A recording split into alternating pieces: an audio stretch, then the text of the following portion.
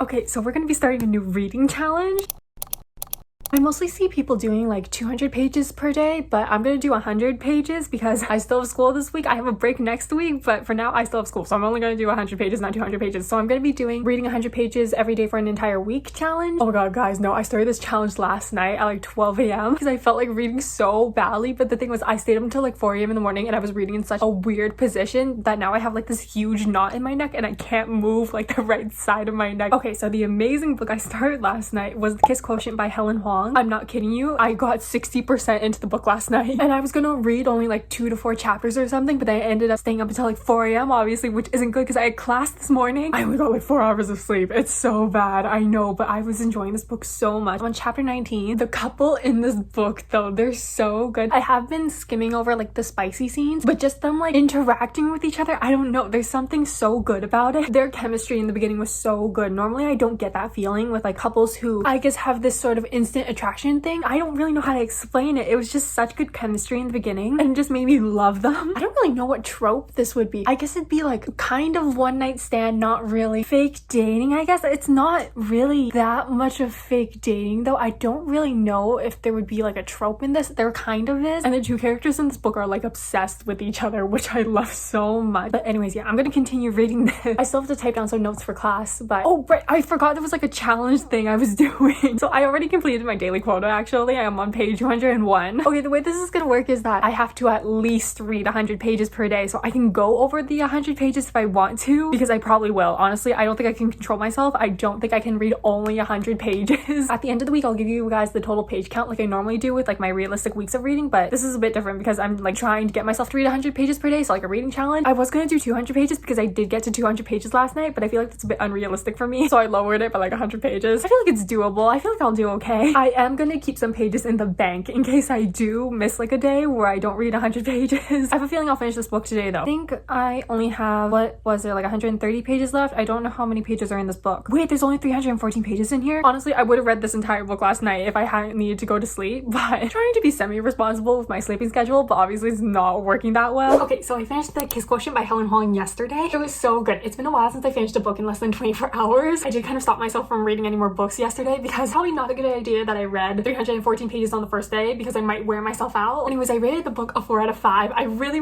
liked it. I liked it a lot more than I expected to because, oh, wrong book. I don't really know what you would consider this. I guess it'd be more like practice dating rather than fake dating. So basically the main character, Stella, she's on the spectrum and she's always had trouble dating. She always feels like anxious when she tries to go date. And her parents are always like, you should go find someone to date and you should give us grandchildren and everything. One day she goes to hire a male escort and that male escort is Michael. And she hires him to kind of help her figure out dating, like help her get used to dating. Michael was so good though. I loved him so much. Like the way he took care of her and thought of her. I loved reading his POVs. And Stella was so relatable. I think one of her lines in this book was something like, once I get an obsession, I can't stop. Also just meeting the family. I really like meeting the family in books and I have no clue why. I just like the heartwarming feeling of it. There was a bit of miscommunication and then like a third act breakup near the end, which I don't really like third act breakups, but it got fixed fairly quickly. There was just an addictive quality about this book. I'm definitely gonna read more of Helen Huang's books in the future. The quotes in this book were so good though. Anyways, I still haven't started on my pages today. I haven't read 100 pages yet, so I'm gonna decide which book to read next. Okay, it took me a while today, but I did manage to get to the 100 pages. It also took me a while to find a book I wanted to read, I guess. It was a bit of a process. So the first book I tried reading today was Life's Too Short by Abby Jimenez. I stopped at around page 18 because a line came up that was like, I only have less than a year to live, and I'm just like, nope, can't do this right now. Can't read a sad book. I immediately switched after that to The Prison Healer by Lynette Noni. Got 13 pages in and I started reading it and I'm just like, this is way too serious for me. Switched to another book. Finally found a book I wanted to read and it's We Could Be So Good by Cat Sebastian. So this book is set around the 1950s in New York and it's about these two characters named Nick and Andy who work at a newspaper company or something. They work together. Nick kind of meets Andy one day and his first impression of him, I guess, is this is the clumsiest fool I ever met. Also, he's kind of like bitter towards him because Andy is the newspaper company owner's son. I don't know if I worded that right, but then obviously they start getting along eventually because Andy is so nice and so cute and Nick has a small crush on him. Nick is also secretly gay, but obviously 1950s, not a good time for queer people. But these two idiots are just secretly pining pining over each other, and one of them doesn't even know they're pining over the other. I knew when I got this book that I would probably like it, because when I read the synopsis for this thing, it sounded like the best devastating romance I've ever read in my life. So obviously I had to get it. Also, Andy's wedding with his fiance just got called off. Kind of going through a rough patch right now, but at least it gives him and Nick a chance to get together, you know? But also the way Nick takes care of Andy, because obviously Andy's like a very clumsy person, which is kind of how they met in the first place. And Nick just taking care of him, like finding his keys for him, finding his glasses, fixing his sink, taking him to his apartment when he broke up with his fiance. So good. I love it so far. Okay, we're on day 3 of the challenge. So I already met my 100-page quota for the day, and I also finished We Could Be So Good by Cat Sebastian. So that brings me at 221 pages today. I read 149 pages of this book yesterday. It was really good though. I gave it a 4 out of 5. Can you hear that? What are they doing up there? Anyways, this was a really cute, like, slow burn, cozy romance. I think it could have been a bit more slow burn for me because they did get together at like around the 55-60% mark. But there was a lot of things about this book when they were together that was also really good. Okay, I say this thing all the time, but I like it when couples aren't together, but they're together. This book was basically them just hanging out together the entire time. And they were roommates. Oh my god, guys, they were roommates. They like cooked for each other. They took care of each other when they got sick. It was so cute. I loved it. So I started a new book called Top Secret by, I think it was Elle Kennedy and Sabrina Bowen. The only thing I know so far is that a guy named Keaton and his girlfriend, they're trying to find someone to have a threesome with because Keaton's girlfriend wants to have a threesome for some reason. Honestly, it just sounded like a whole bunch of drama, which is why I started it in the first place. But then there's also the second main character named Luke, and the school they both go to is like a really rich one. So Luke is kind of poor and he has to go do this side job to like make money for himself. So he's basically a stripper. Again, interesting. But I don't know why I got 28 pages in and I got really bored, or I'm just not interested right now, I guess. I don't know, but I still have 72 pages to read today, so I'm gonna pick another book maybe. Okay, so I switched books and this one's so much better. Not that the other one wasn't good, I was just not interested at the time. But I started I Hope This Doesn't Find You by Anne Liang. I've been meaning to start this for a long time. Then I saw it on my shelf and I'm just like, why not? Because I thought switching to a physical book might be better since I've been reading on my Kindle a lot. Oh my god, it's so good so far though. It's stressful, but it's so good. So the main character is Sadie and she's like one of the top students at her school, but she's also like a people pleaser, I guess. So to vent her frustrations, she writes email drafts, like a diary entry sort of, to like vent her anger.